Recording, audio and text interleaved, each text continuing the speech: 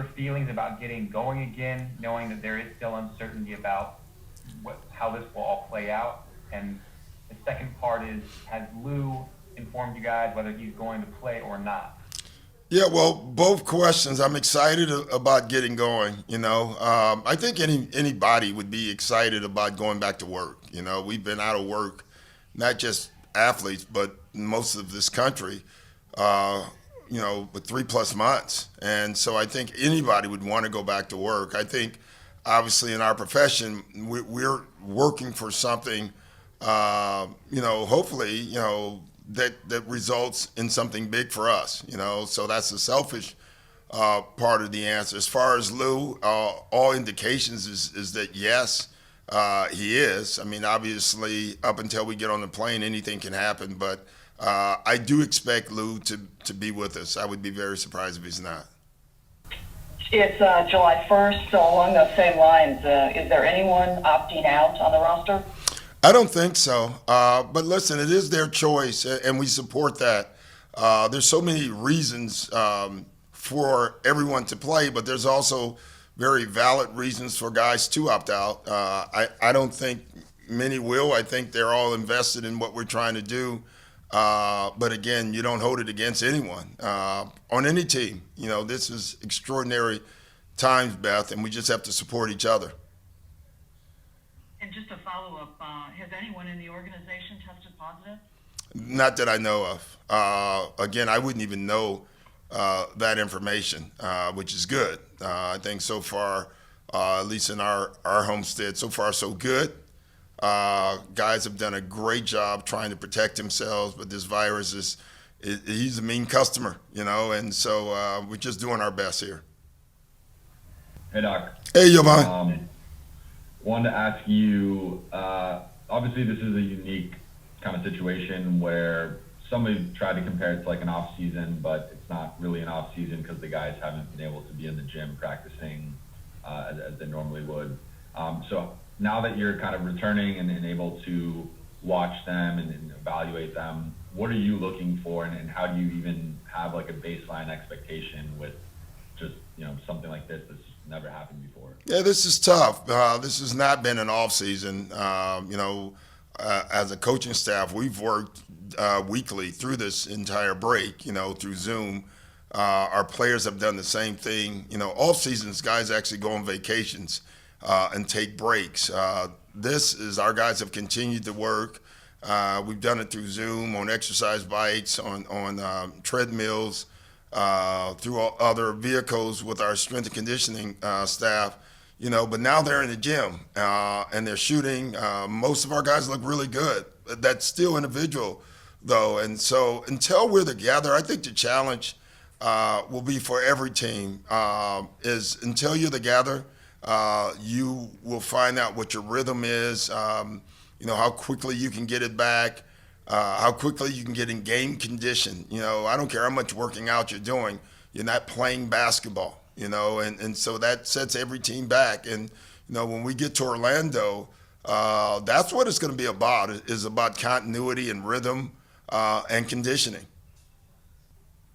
Trying to unmute. All right, I'm unmuted, finally.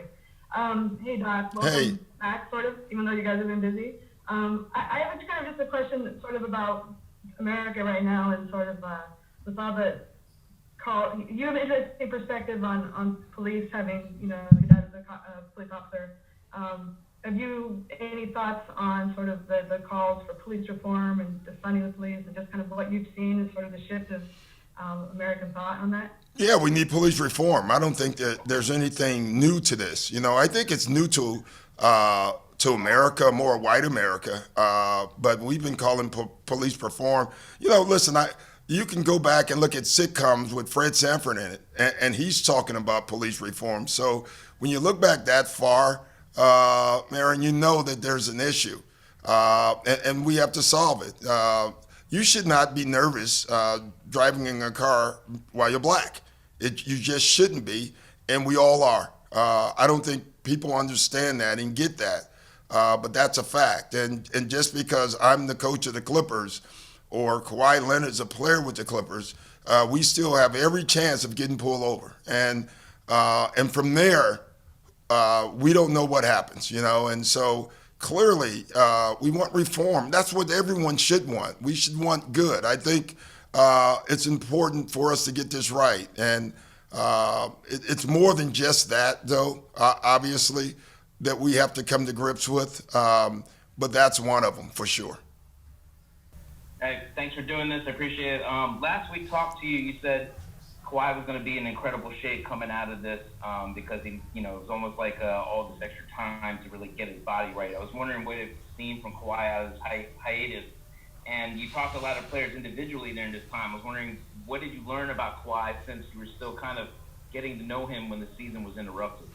Well, I think you learn about all of them, and not just Kawhi. You talk to all your players during this break, and it's funny that the one advantage, I think, or I don't know if it's an advantage, the one interesting thing that has come out of this, and I would probably say this is with every team, you tend to talk to your players now more than about basketball. When you're in the season, you kind of focus on getting them ready, the plays, getting them in shape, and all that. And even before the George Floyd thing happened, we were just having conversations with players, just talking to them about their families. Through the George Floyd thing, we got to get a lot deeper. And I think that's been important for not just me, but for all coaches in our league. And I'm just on another note, I'm really proud of all NBA coaches, really, because they've really dived into that matter. They want to do something to change. And I'm really proud of our players because to a man, they all want to do something. There's so many ways, as far as, voter suppression, police reform, education. I've learned that a lot of my players, including Kawhi, first of all, they've always been invested in it, but now they really are invested in it and they want to do more. And I'm just very proud of all of them. Thanks for doing this with us. Why do you think, speaking of the George Floyd murder, why do you think this murder had such a profound impact on the world compared to the other incidents with Trayvon Martin, Eric Garner, Mike Brown, Breonna Taylor, etc.? Well, I think the brutality of it, to me, it's similar to when America saw fire hoses being used on human beings and dogs being used on human beings. I think it's just the brutality of it. When you think that America and the world can witness a murder that was over 8 minutes, in basketball terms, that's almost an entire quarter of basketball that you got to sit and just watch. I would challenge every American to watch it in full. Just watch it in full, and if that doesn't change you or affect you, then you have no feelings. And so I think that's what happened. It's funny how things change. It was beautiful to see people all over the world protesting. It's very similar to how we all were protesting for equal rights in South Africa, yet we have our own problem here. And now people are protesting against us. I think it's interesting how the tide has turned. Hey, Doc. Two questions for you. One basketball question, one kind of larger social question. I guess the basketball question first. How important do you think the previous 60-plus games are going to be to what happens in Orlando? Do you think there will be carryover? I know you've always been a believer in kind of, every season. I know it's the same season technically, but every season it's its own thing. And then secondly, socially, I'm curious, kind of looking back at the history of the league, when you look at sort of the periods of protests and athletes speaking out, the late 80s, early 90s was kind of a quieter time in that, and you were playing during that time. Why do you think that was, and why have athletes been more empowered to speak out now and to do it the way that they're doing it? Well, on the basketball part, I would just say, yes, the 60-plus games there will be a carryover. I don't think we've ever had a chance to, after 60 games, take a 3-month break, evaluate what we were doing well, what we were doing poorly, what we should have done more or less. and then put it back together. So I think that's to every team's advantage. So yeah, I do think those games matter though, because it does give you a window of who you were. You know, for us with all the trades, I would say those last 10 games were an exceptional window for us to look at and how we were playing. I would say the biggest difference in now than 20 years ago as a player is social media. You know, I do believe there were players speaking out, but it was up to the media at that point to print it and make it a big deal or not. Players can make it a big deal on their own now. They have their own avenues through Instagram and Twitter and other TikTok and everything else. No player in my era had that. And I just love that our players are using it and for the most part using it in the right way. Very proud of them. Hey guys, can you hear me okay? Yeah. Hey Doc, hope you and yours are hanging in there during these tough times, and thank you for doing this. I was wondering, what are your initial thoughts of what it'll be like coaching in this environment, given that there's no fans in the stands, there might be restrictions on the bench as far as social distancing and interactions with players, and officials might be picked up a lot easier on the feed. How do you process all that and what you expect with it? You know, I don't try to process much of it. It's gonna be different. I've lived in Disney at the Milk Barn. I don't think they call it the Milk Barn anymore. The Field House now. With all my kids, you know, from my daughter in volleyball and my all three boys in AAU basketball. I mean, I literally have lived there during the summers.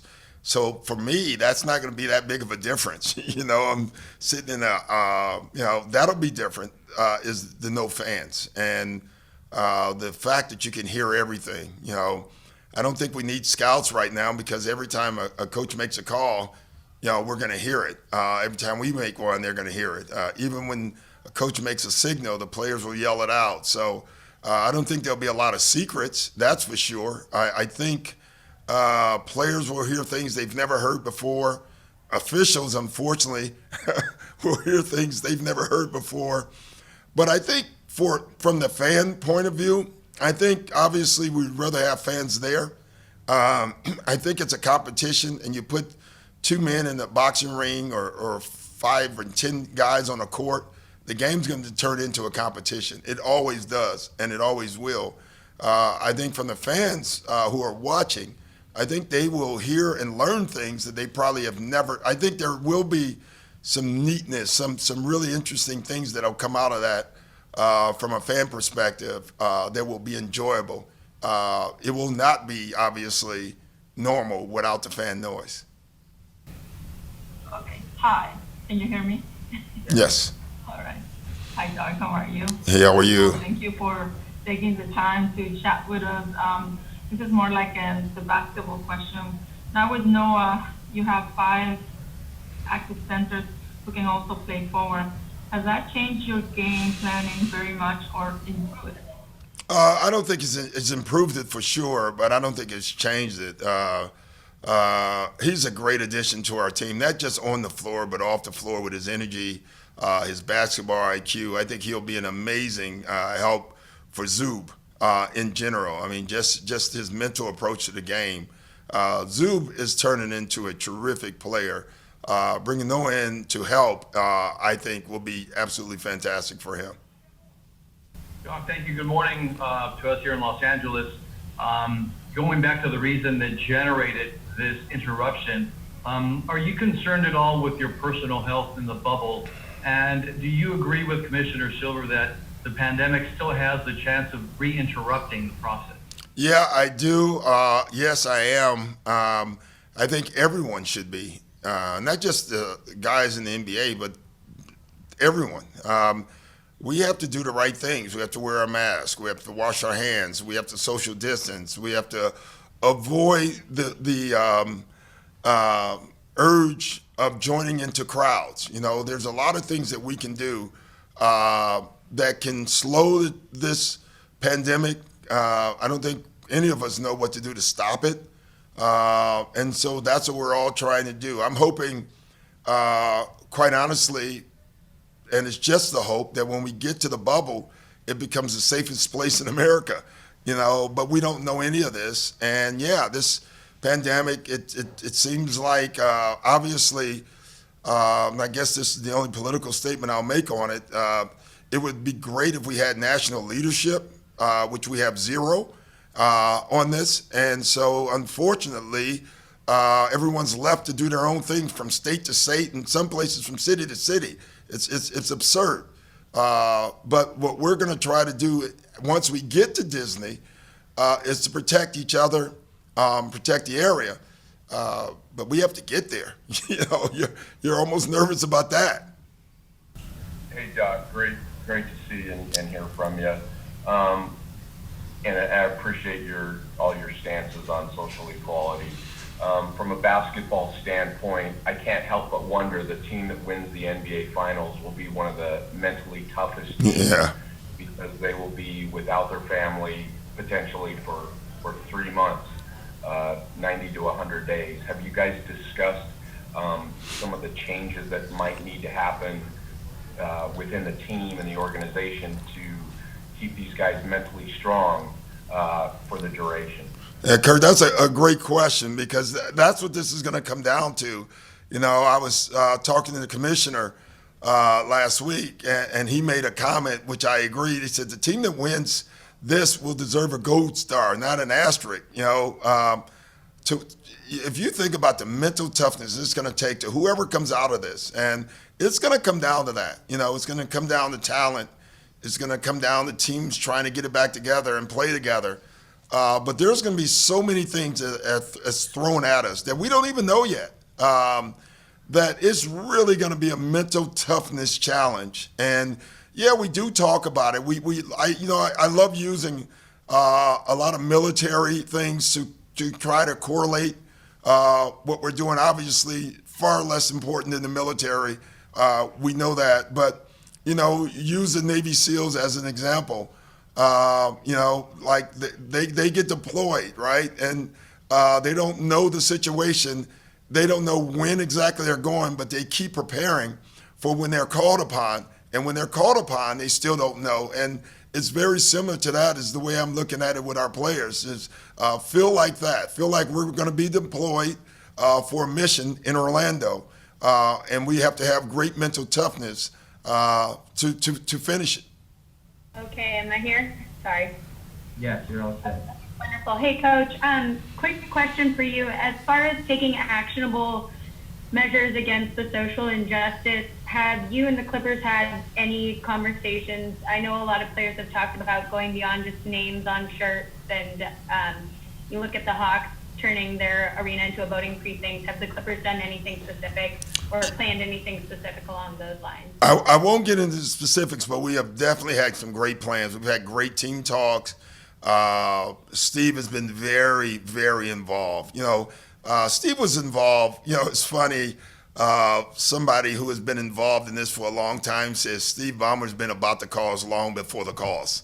And now you can kind of see it manifesting itself through our players. So I love what Lloyd Pierce is doing in Atlanta. Voting and voting suppression is a big issue with me and obviously with our team.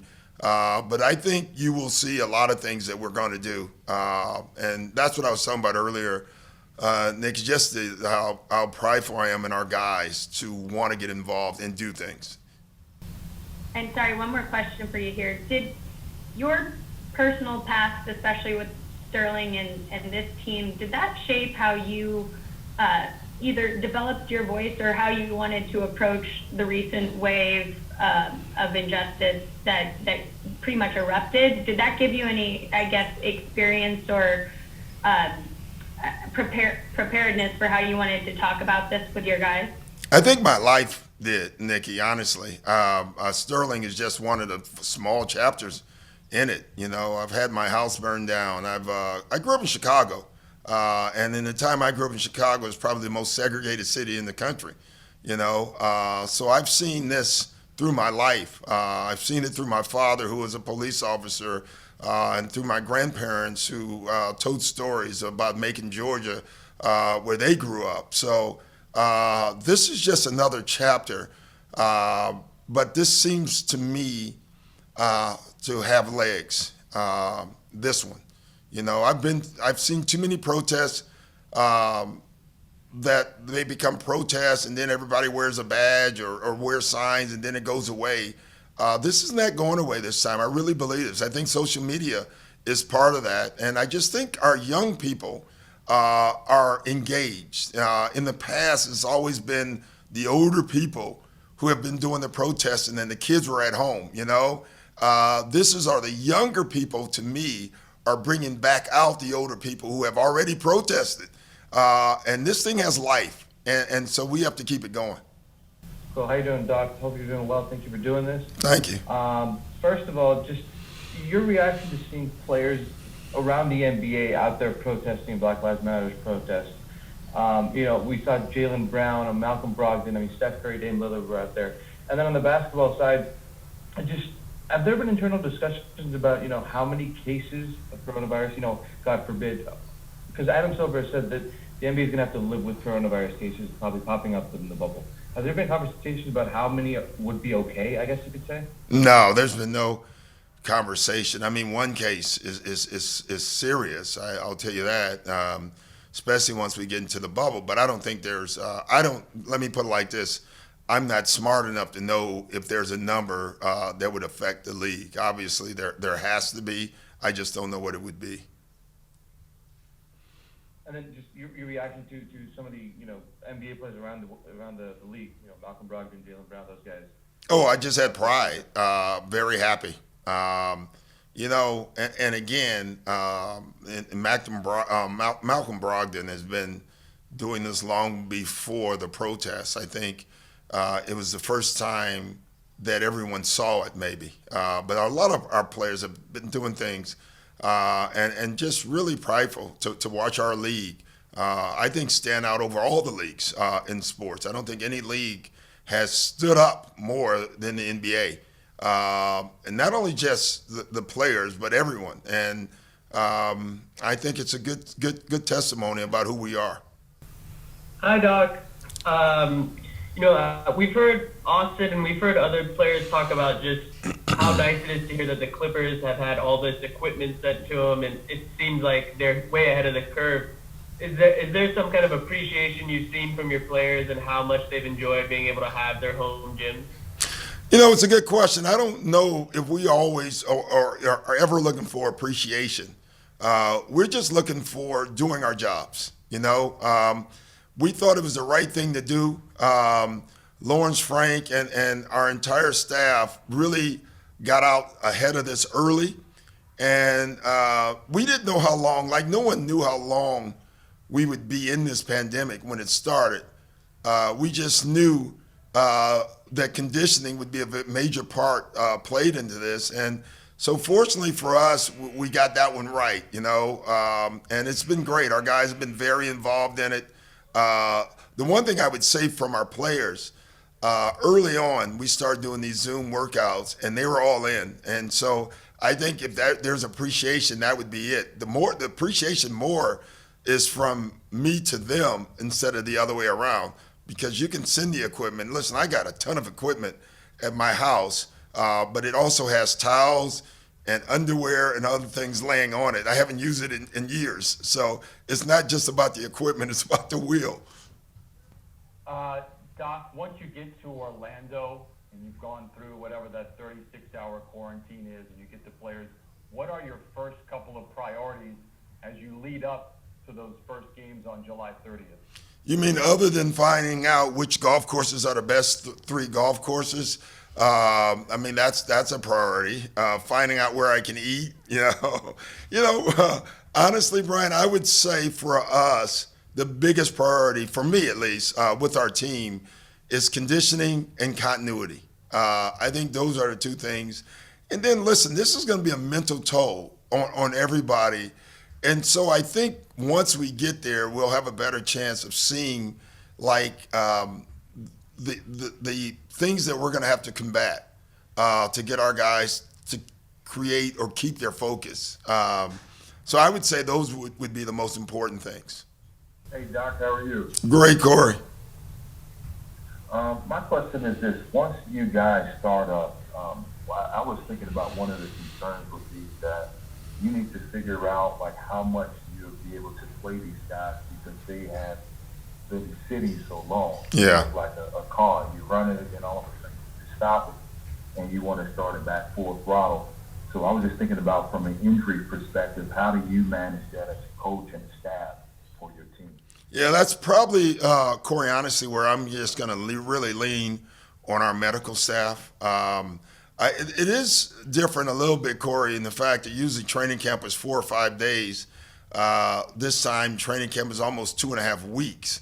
So we do get a chance to kind of condition them and get them ready. And thank God for the 8 games. You know, early on, I honestly didn't want to play the 8 games. I wanted to go straight to the playoffs and get it on. But in retrospect, the league got this one right. I think we do need these games to kind of get right. So when we get to the playoffs, everybody's in full stride. So I think we have enough time, Corey, and I think game by game we'll start judging who can play what. I'm hoping every team, not just ours, but I want every team to be at full throttle when the playoffs start. I don't want anybody to use that as an excuse, including us. And so I'm hoping by the time we get to the playoffs, your key guys can play the minutes that they were playing right before we went out.